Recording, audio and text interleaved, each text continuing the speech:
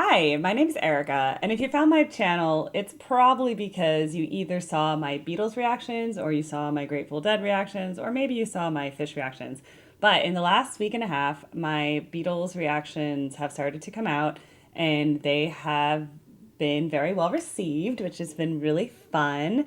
Sometimes people get served in the algorithm a album later down the road, but I actually started at Help.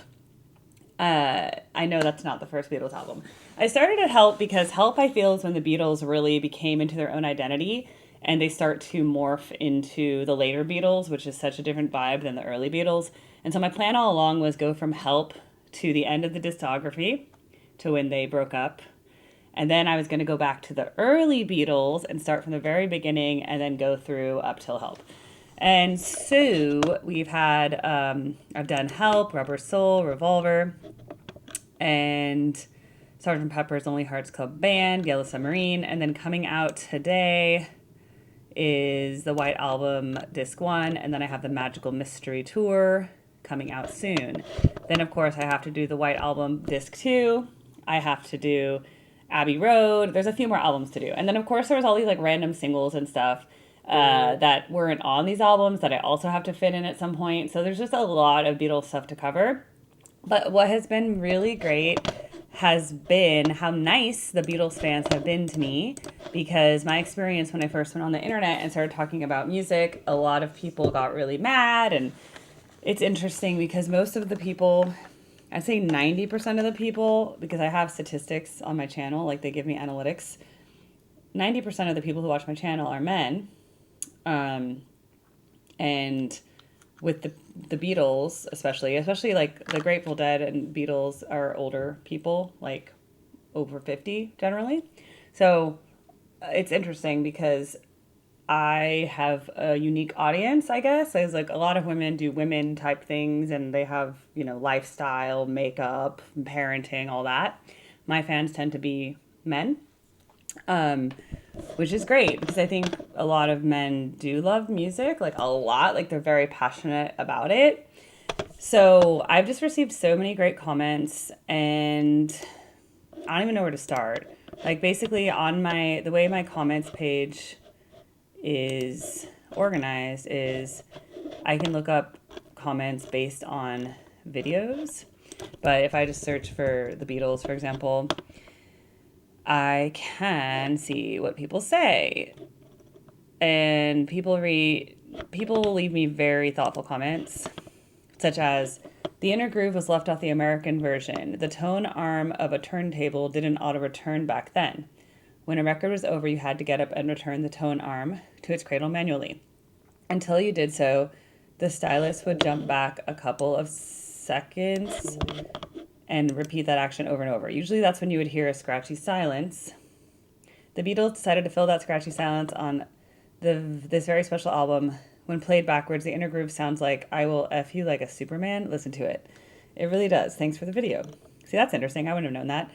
Your technique is a great innovation, and I've subscribed. I'm 71, and I live on the border of southeast London and the English county of Kent.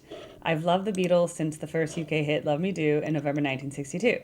I'm really impressed by your unique take on my reactions. Thank you. Thank you. Isle of Skye. I'm not really a Beatles fan, but I'm going to be open-minded. Okay. Fish played the entire White Album. That's cool. To fully experience the wave of great Beatles songs, the non-album great songs should be listened to at the appropriate times. All are on the post-Beatles released Past Masters album. Okay. That's a good hint for how I'm going to find that. And then we talked about Help. I was kind of like, Help was a bad movie. Like, okay, Help was entertaining. I liked it as a kid. A lot was going on. It was like a chase and like an assassination attempt and like a human sacrifice. Like it was a lot of crazy stuff. Look, is it entertaining? Yes. And they're saying how it's a James Bond parody, which I get. But then they're like, by the way, Six, James Bond, Beatles, British culture, Help isn't as good, Hard Day Night, that's true. But they're like, you want to know what a really bad movie is? Magical Mystery Tour. And I will attest to that. I once saw the Magical Mystery Tour as a kid, and I was like, I don't know what's going on. This is crazy. But it is impressive that the Beatles made all these films in the time that they were also releasing so many albums and writing so much music. It's actually crazy. As I've been listening to the albums, I actually had to like really look up when these albums came out because there were some years where they had like multiple albums in the same year. I'm like, how is this humanly possible? While releasing movies, like it's like really, really impressive. And I can see why they broke up because it was probably just so much pressure to keep going. So I can imagine why it was just the egos start to fight. They have multiple songwriters in the same band. They have so much fame, success. They have their personal relationship problems, divorces, whatever, all that. So I can just imagine it was a really stressful time. Anyone who's outputting that much stuff in such a short time is just living in an insane world. I can tell you that, not that I'm anything on the level of the Beatles or anything, but like just doing this YouTube channel and putting in 2 to 4 hours a day on top of my normal jobs and my normal life has been really time intensive.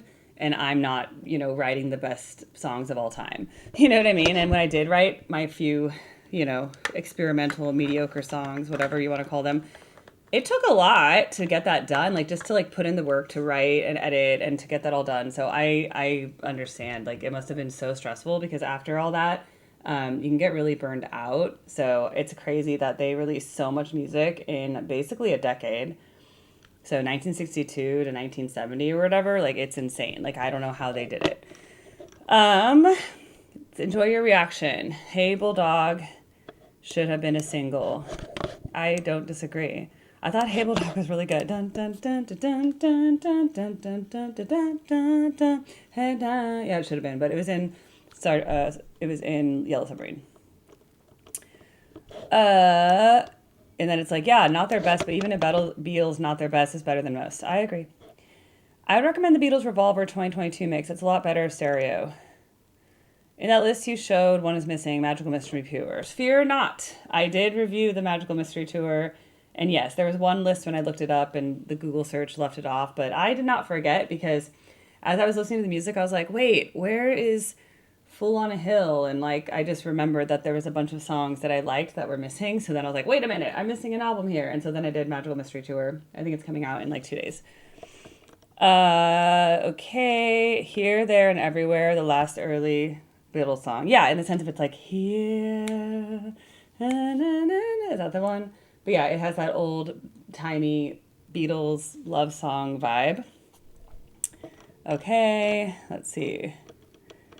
Nice to see a fresh way of enjoying the Beatles. Thank you. Think for Yourself remains one of my favorite Beatles songs. Paul plays a fuzz bass on the first and only time on a Beatles song, giving it a very distinct expression. The Word can be called one of the first hippie songs. Love being a social emotion rather than a romantic one. And Run for Your Life is a monstrosity. The music's fine. The lyrics suck. George Martin and the other Beatles should have insisted on a rewrite. Otherwise, just another fantastic, wonderful musical journey. Brought to you by the Beatles. I like the way you point out the fade outs. Thanks for the video. Yeah. Well, sometimes the fade outs, I'm like, oh, another fade out. Like, again, it's not that I think a fade out isn't necessarily should never happen. Like, I get why fade outs can happen. I just think that fade outs just being popular for the sake of being popular don't necessarily speak to me as an artist. I feel like you need to make a decision why we're doing the fade out. And I think sometimes it's okay to just end on a definitive chord and be like, the end, ba, or just end it, dum, final like little, like in musical theater we have the button, da, da, and it's like the little button at the end. The Beatles cartoons, binging these Beatles reactions and enjoying them. Also glad I'm not the only one that is hit hard by in my life. That's because I cried. The birth of the concept album, the absolute game changer. The Beatles are still on levels unreachable. The greatest ever, hands down. I love the Beatles from day one, and I've never gone a day without listening to at least one song of theirs. Absolutely magical music. The greatest band ever. Subscribed. I have enjoyed this series since the Beatles are my all-time favorite band. I would love to see you react to an album by a newer group, The Warning. They are quickly moving up my list of favorite bands. Three sisters have been playing together for 11 years and have never written a bad song. Total blew me away. I found them a year ago. They wrote a concept album, The Queen of the Murder Scene, in their teens, and it's incredible. Oh, I definitely want to react to The Warning. They sound great. Also, I love finding female bands because I'm a girl, and music is dominated by men, actually. Like, yes, there are female pop stars who will come up and be like big stars, Chappelle Road now, and we have Sabrina Carpenter, and we have, we had Britney Spears, we have Lady Gaga, we have these like female Madonna. But in terms of bands, like people that join, form a band, play music, play guitar, you just don't see as many women doing bands. You see women front women, like Beyonce. You don't see women who form bands in an all-female group. It's very rare. And I have an explanation for that. I do. I think men spend a lot of time practicing music, those who are really good at it. And I think that men have a lot to gain from being, I think men can be very good at like micro-focusing on one thing and getting really good at it.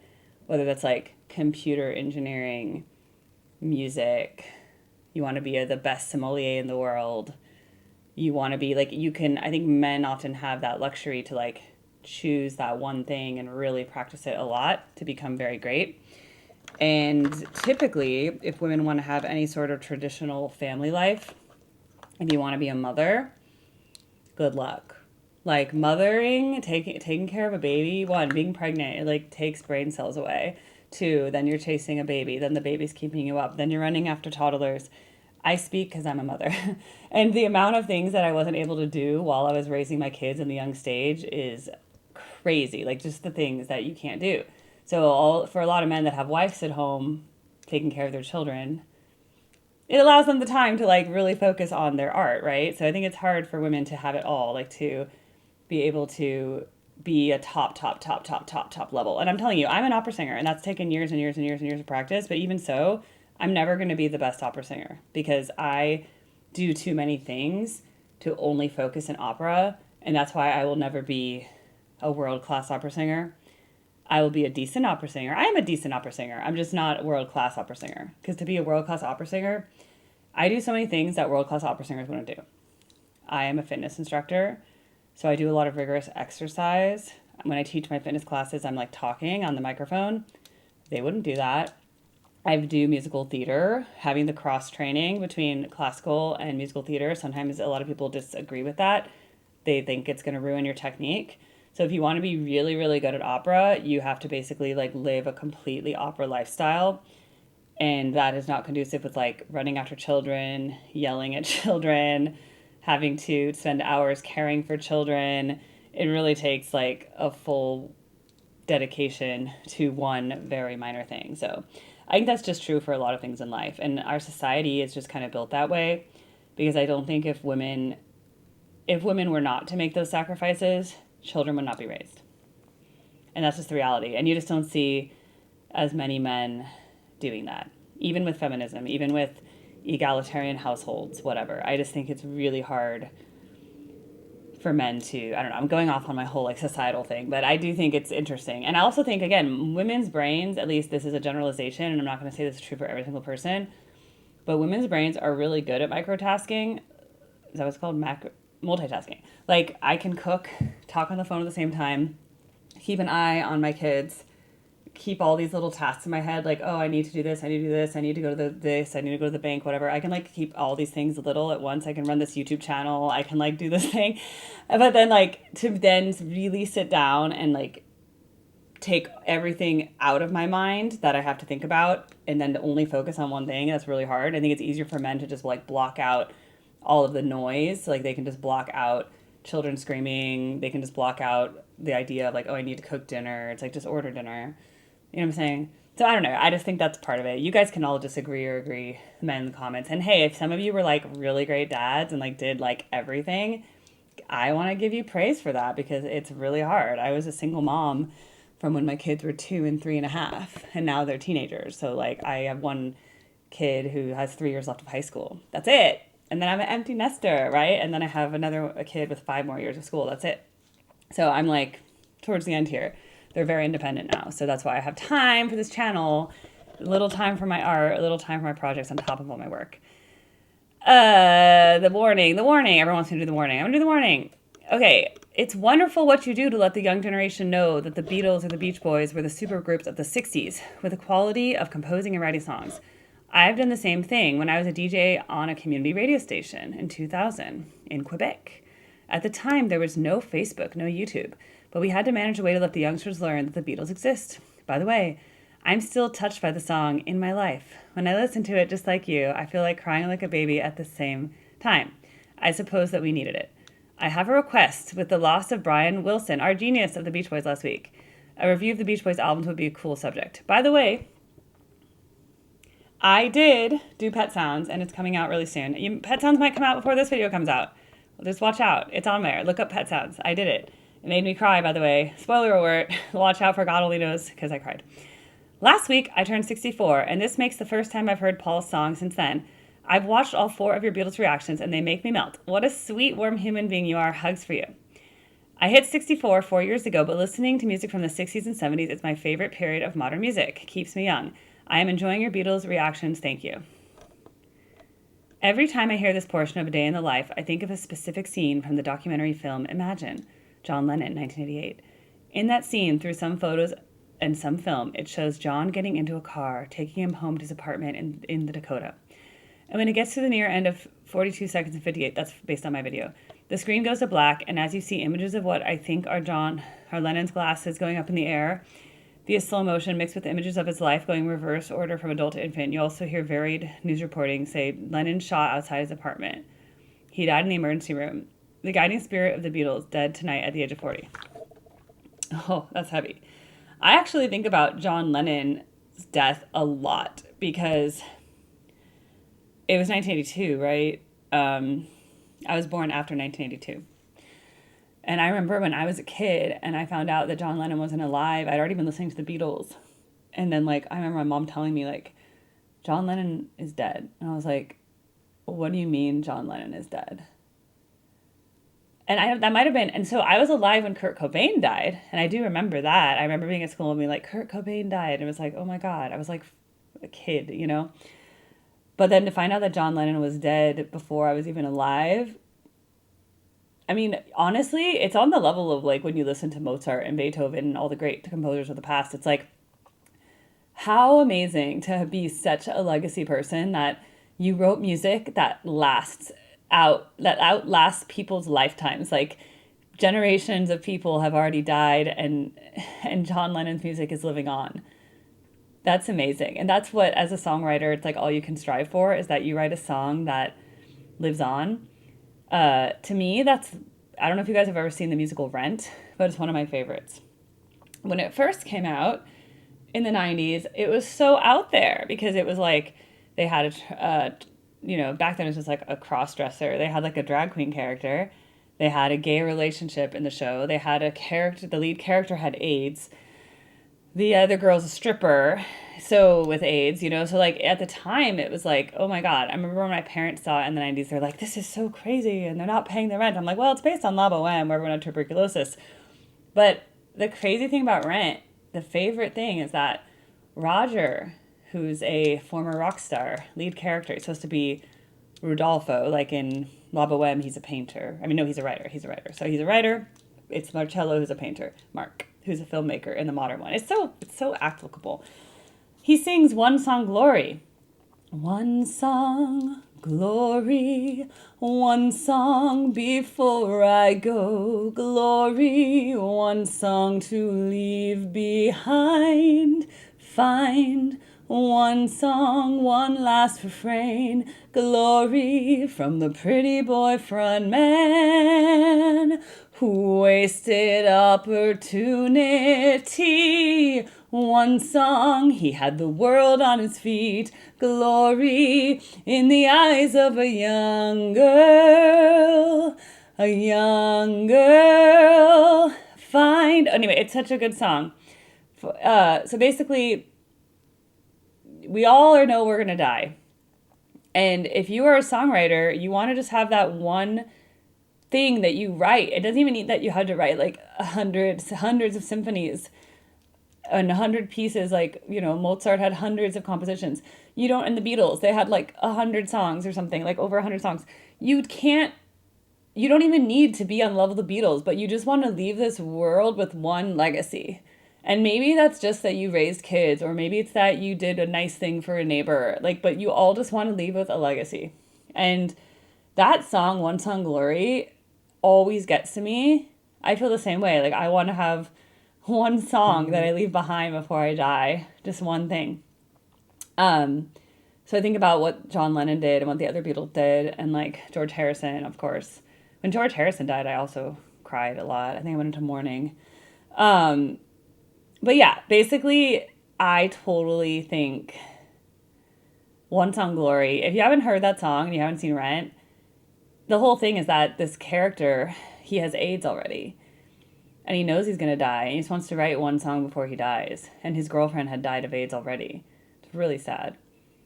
Died glory. The weirder thing about Rent is that the composer of the musical, the writer of the musical, Jonathan Larson, he died shortly after Rent was finished. So Rent finished. It went into like pre-Broadway debuts. It was like off Broadway, and then it was going to go to Broadway shortly. And like right after it started performing, Jonathan Larson died. Like suddenly. And it wasn't of AIDS. It was like random, just died. And like we're left with Rent. And they made a movie about him called, what is that movie called? I forget what a song. Okay, they made a movie about Jonathan Larson. I'll look it up. But it had this song 3090. Jonathan, Tick Tick Boom. So Tick Tick Boom, because he had written another musical called Tick Tick Boom. But then it's so good. Jonathan Larson was like prophetic because he wrote a song called 3090 before he wrote Rent. And it's like about turning 30 in 1990. I love that song. It's like, I'm singing happy birthday, you just wanna roll down and cry. I never da-na-na-na, it's 3090, yeah. Anyway, I digress. Listen to MGMT. I've always wanted to listen to MGMT because I've always seen people wearing MGMT t-shirts and I never knew what it was and I still don't know what it stands for. So like, I always wanted to know what that was. Yeah, I don't even know what their songs are. Like, I just know people always wore those. The cool kids always wore MGMT t-shirts, and I was like, what's that? Time for, in my opinion, one of the best Beatles songs of all time. Definitely top 10 for me. That was from Help. Oh, Sgt. Pepper's. I'm really enjoying you watching you react to the Beatles. Keep them coming. You've tuned into the Beatles' harmonies. It was an essential part of their unique sign. Yes, I agree. What a terrific album. I remember discovering this album when I was in college. The Beatles are the best. In my life, maybe John Lennon's greatest song ever. My favorite Beatles song, I Need You. I Need You. It's pretty good. Please don't realize how much I miss you. Dun, dun. Take it from a Beatles fan in Walsall, North East England. Greetings from England. Greetings. Okay, this is about St. Stephen, the Grateful Dead song, which I liked. And then we're talking about Pigpen. Okay, they went on this whole thing on the Grateful Dead. I basically watched the Woodstock performance of Grateful Dead, and I didn't expect it to be good, by the way. Everyone told me it was bad. I just wanted to see it because I was like, isn't it kind of a big deal if you played at Woodstock, like, historically speaking? I remember watching documentaries about Woodstock and being like, wow, Woodstock, what an amazing thing. 1969, like, wow, what was it like? I didn't expect it to be bad, but then I was like, what the F is this Pigpen guy? And he just wasn't my thing. So then everyone went on this whole Pigpen rant, and they went on, and they like, what is a front man? And was Pigpen a front man? Did Jerry want to be a front man? And they went on quite a while on this channel about that. So I thought that was a cute little digression. Just came across your channel in part because of these Beatles reactions. Was wondering if you also go to the earlier albums, like With the Beatles, A Hard Day's Night, and Beatles for Sale. Yes! I am going to go into the early albums. It's going to be a blast from the past. So basically, I know Hard Day's Night. I think I know, like, look, I know, obviously, like, She Loves You, yeah, yeah, yeah. I know I Want to Hold Your Hand, right? I know that. I know a lot of the old songs. I just didn't start there, but I will. I think I had those like compilation albums. Like there was like a red double disc and there was like a blue double disc. The red I think is the earlier stuff and the blue one was the later ones. So I had those. I didn't have every single early Beatles album. So when I go through it, some of them I may be like, I don't really know this song so well. I know they did the German version of whatever that song was called. What's it called? What's their big song? I love you, love me do. Listen, do you wanna know a secret? Do you promise not to tell? Whoa, closer, Oh my God, listen, I'm in love with you. Ooh, it's really the most romantic music ever. Listen to Maka's bass line in Nowhere Land. I think the Beatles brought out Help, Soul, and Revolver within one calendar year. That's what I'm talking about. So many singles. Don't forget, unlike other groups, the Beatles had tons of terrific singles that weren't released on the albums. True. Penny Lane, Strawberry Fields, yes. Thought you would enjoy my complete Beatles remake documentary. I really enjoyed your thoughtful and passionate reactions to the Beatles albums, including this one. As mentioned before, I bought all of these when they came out. It was an incredible journey from Please, Please Me, Please, Please Me, yeah. The 60s, 63, 69, cultural changes. The Beatles also wrote songs for other artists, including the Rolling Stones, Cilla Black, Billy J. Kramer, Peter and Gordon. I didn't know that. I'll look that up. Rubber Soul was my first Beatles album, given to me by a girl that liked me back then. I'm 73 now and love this album for special reasons. This is my first time finding you, Erica. Love the whole package. I'm hooked. Thank you, Ron. I love you too. Josh, I'm so happy you're listening to the Beatles. One of my favorite things about them is I've been a fan for as long as I can remember, so late 70s or so. I was born in 75. Every time I listen to them, my favorite albums change. They are so good and so unique that my mind hasn't been made up in my lifetime. Thank you for listening with us. Brilliant reaction, Erica. Your idea of typing comments is great. So much better than talking over the music. Your technique is such a great innovation, and I have subscribed. I'm 71, and I live on the border of southeast London in the English county of Kent. I've loved the Beatles since Love Me Do. I love it. I think people seriously underestimate the difficulty of drumming to a song like this one. Or, good morning, here comes the sun. But Ringo does it. I like Ringo. I stuck around until the very end and found out this part of the series reviewing Beatles albums as a progression from Help to Let It Be, then to the very beginning. Perhaps that should be in the video's title. Just a thought. Don't worry, I'm telling you all now. I never liked the filler usage. Oh yeah, I was like, I think this one's kind of filler and people disagree with me. And that's okay. We don't have to agree on everything. There's the songs that when I was a kid, I just would skip them. For example, when I was a kid, I loved The Benefit of Mr. Kite. Is The Benefit of Mr. Kite the best song? No. But I liked it because it sounded weird. And it was about a carnival. For the benefit of Mr. Kite, there would be a show tonight on trampoline. Is it the best song? No. The Hendersons will all be there. Latest car show, da-da-da. What a scene. Ba-da-ba-da-ba-da. Yeah. It doesn't mean it's the best song. It's just one I liked as a kid. Oh yeah, someone saw Paul McCartney live and he played Drive My Car. It was the feeling of seeing a Beatles sing an iconic Beatles song right in front of me. Yeah, it's the best. I'm 65 and I've been listening to the Beatles since my teens, but it still amazes me how much the music moved me. Thanks for your reaction. As hard as it is to do so, a better exercise is to pick the song you like the least. On any Beatle album, Beatles, you'd think Tomorrow Never Knows would be it on this album. But no, for me, it's Yellow Submarine. It almost sounded like a nursery rhyme to me. Tomorrow Never Knows draws me in with the drums and bass, which hold it together. Of course, I'm enjoying this album in hindsight. I was a toddler in the mid-60s. By the time I was in my teenage years, the Beatles had broken up, and music was entering a more experimental age, heading into the 80s and more tech-driven music. I always wonder how the Beatles would have handled technology of the 80s and 90s, given their bent for experimentation. Only tomorrow knows.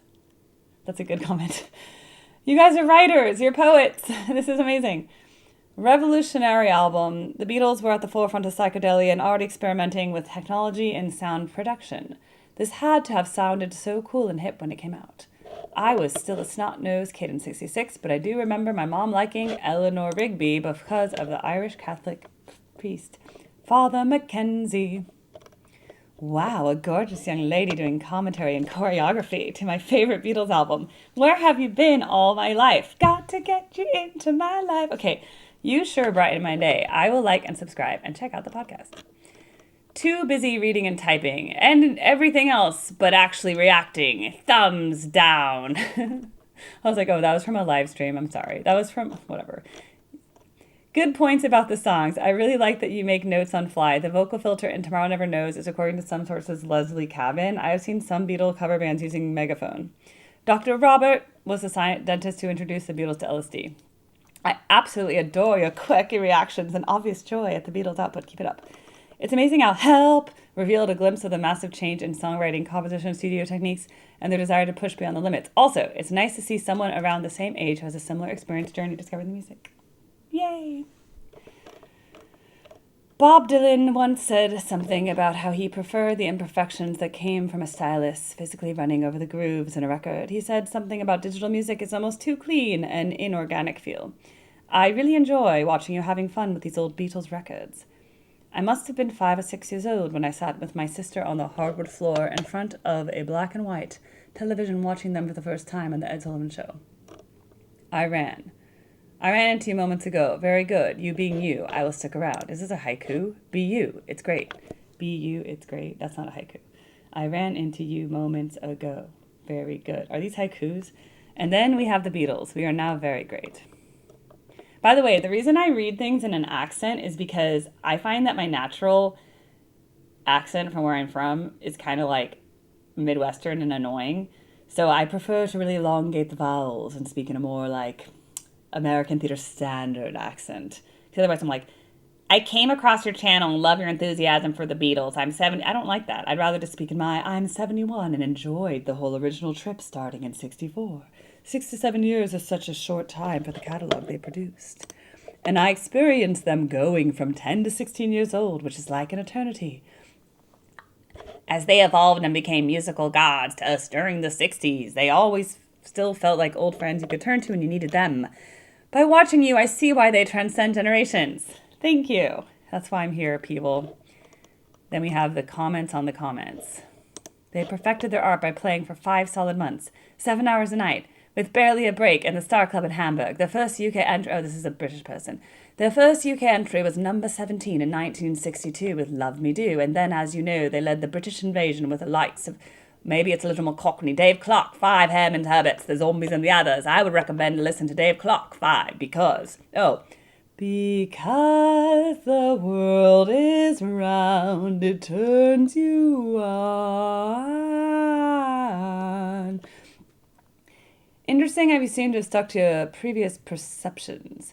You were completely disinterested in the Ringo song instead of hearing it with fresh ears and realizing how much fun it is and how it is an important part of the album experience. I wouldn't call it filler, just another set of important strokes in the painting. Yeah, I don't know. The thing with Ringo songs, y'all, is that I like Octopus's Garden because when I was a kid, I was like, I like to be under the sea in an octopus's garden in the shade. But I always skipped over the like Ringo songs as a kid. I had a CD player and I was like, next. Like the country ones. One day I want her to be in a movie. All I gotta do is act naturally. Not my type.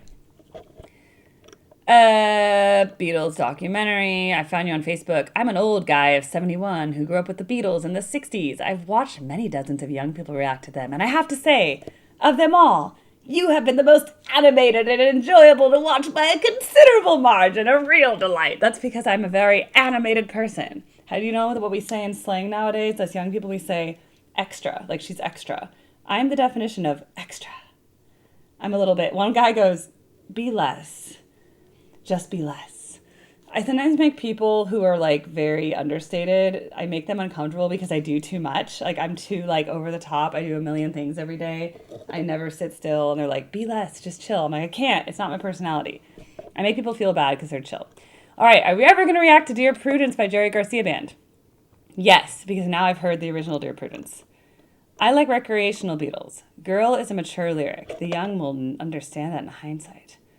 Wonderful vocal, wonderful all around. Ringo Starr is a big fan of country and Western music. He recently released 2025, an album in the style that apparently got the Beatles to let him sing a few country Western songs. If I needed someone in Harrison's first truly convincing composition, which he was also able to present in the 65, 66 concerts. I think Run for Your Life is disturbingly misogynist. I don't think would be on the album if it was released today. Let's review the Run for Your Life Beatles.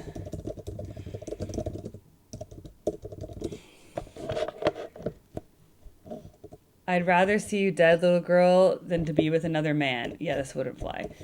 You better keep your head, little girl, or I won't know where I am. Sorry, this isn't showing for you guys. Now you can't see me. Okay. You better run for your life if you can, little girl. Hide your head in the sand, little girl. Catch you with another man. That's the end, little girl. Ooh, well, you know that I'm a wicked guy and I was born with a jealous mind. And I can't spend my whole life trying to just to make you toe the line. You better run for your life if you can, little girl. Hide your head in the sand, little girl. Catch you with another man. That's the end, little girl. Let this be a sermon. I mean everything I've said. Baby, I'm determined and I'd rather see you dead. You better run for your life, little girl. Yeah, this would definitely be canceled today. I have thoughts. Okay, here's what I think. I think that obviously you cannot justify murder of someone just because you're jealous. But I do think that, so I've heard through my life, that men will have those thoughts, at least briefly. It's kind of a natural jealousy. Some men, and insecure men especially, I think when they're young, they can kind of have these like overwhelmingly, I think it's from testosterone, this very controlling, misogynistic, honestly violent possession of women. Obviously unacceptable. And I think the worst thing is that women are in most danger from their romantic partners. So I'm a very big advocate against domestic violence. However, in the defense of art, I think art needs to be able to express feelings. And I do think that there's men who've experienced those exact feelings. Like, if you're ever with someone else, I'm literally going to unalive you, right? Terrible, scary, awful, but like that is a true raw feeling. I just think most normal people, they maybe have that thought for like 1 second and they go, no, I could never, like, oh, that's just my, right? So that's the normal thing to do, is like you might think that for 1 second, but that's just jealousy.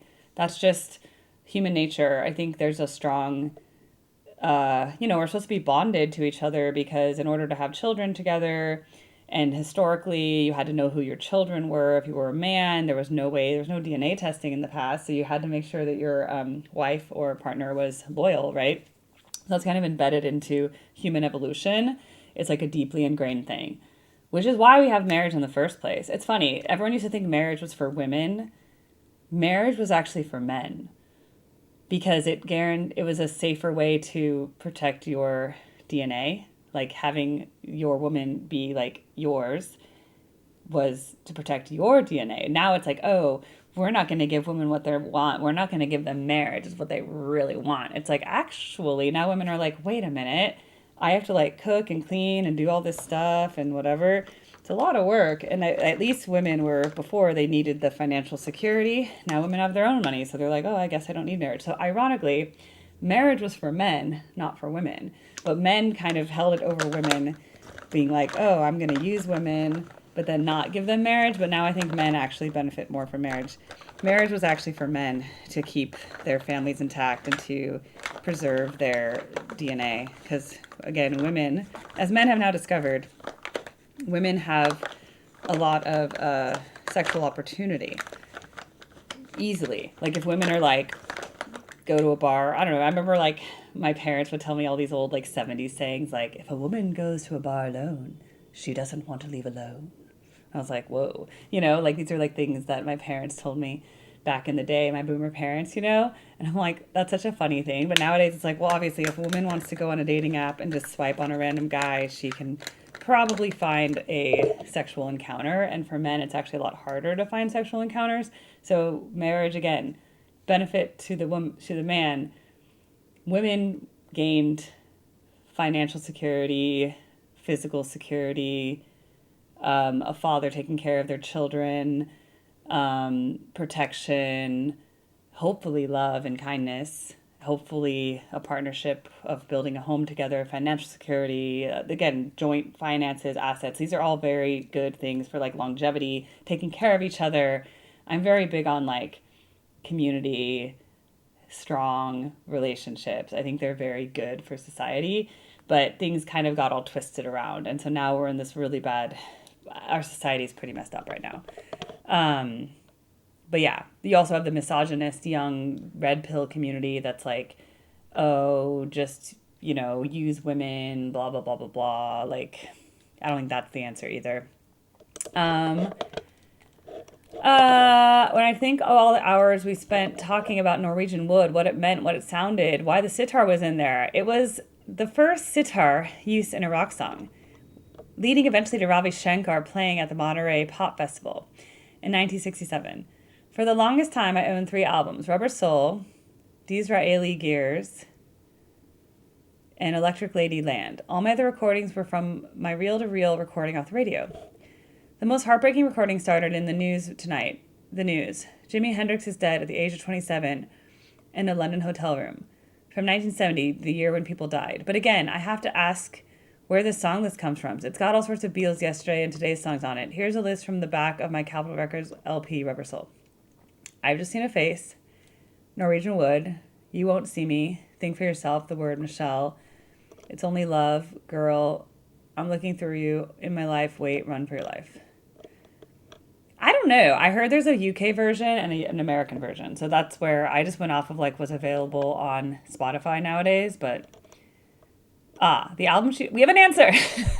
The album she played was the official version. Capitol butchered, hacked away, and shortchanged everything Beatle to make people have to spend more money. All the English albums had 13 to 14 songs. The big drawback to those releases was that none of the singles were on the albums. To gain control so the records were how they wanted them, the Beatles had to wait until their contract was completed in 1967. Up until then, Capitol could release the records any way they wanted, and they did. We have answers in my comments. I'm so used to hearing the American Beatles albums. They had different track listings.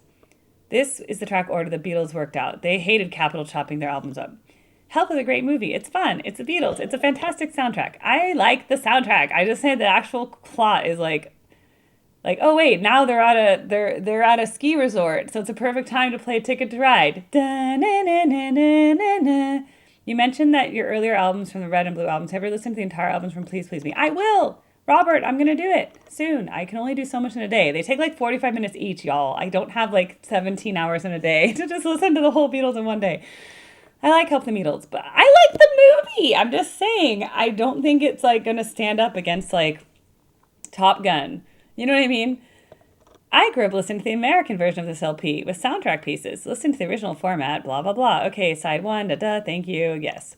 While a great song throughout, the thing that impresses me most about Help was the vocal entry. Help, yes, I need somebody, help, not just anybody, help.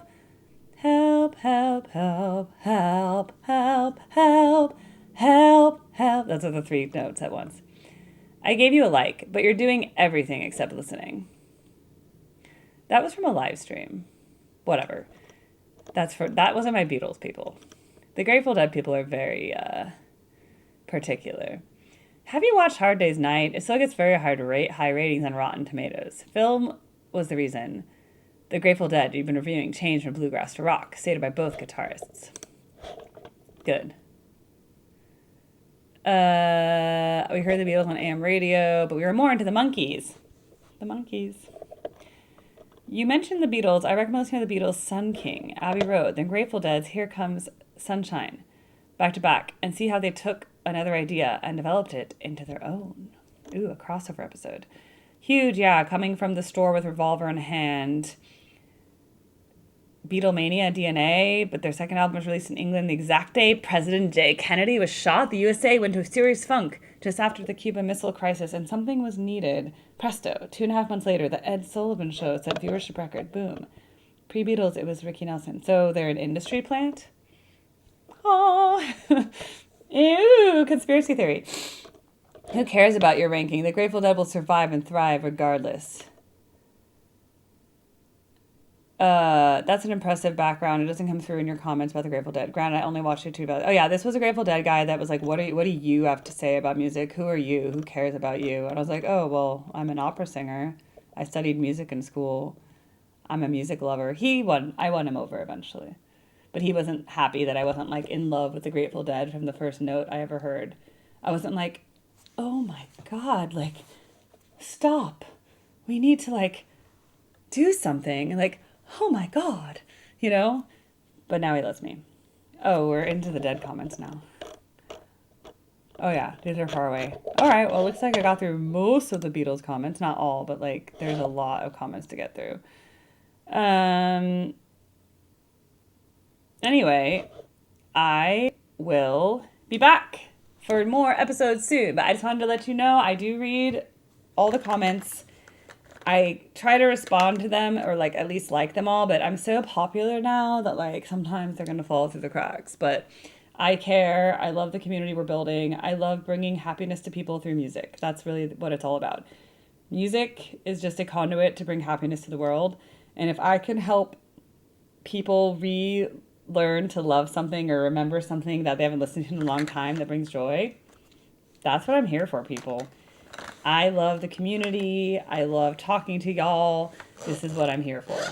Some people are like, "No one cares about your journey discovering the Grateful Dead. You make it about you." I'm like, "No, it's not about me. It's about you." I'm just putting myself out here. I'm just putting my face out here. I'm just someone very comfortable in front of the camera and I can talk easily, but it's not about me. It's about giving you guys something to watch. I'm just here making content. All right, everybody. Until the next episode of Erica Reacts. And today it was reacting to my YouTube comments about my Beatles videos. Bye.